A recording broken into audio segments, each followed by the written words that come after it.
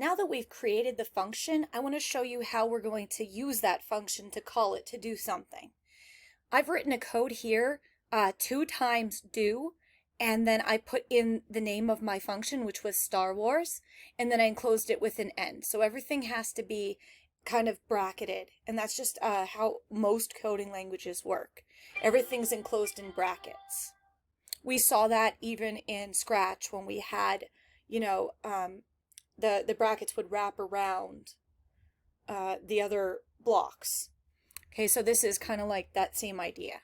So now if I press the run here, it's going to play Star Wars twice.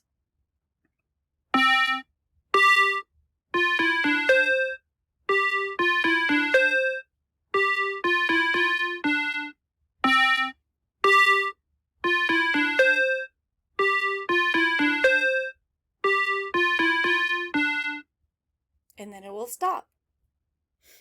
The other way to stop a function is to just hit stop if you want to stop it in the middle. All right, so that's how we would call a function. So now we need to create one more piece, and I'm going to show you that in the next video, and then we'll put it together.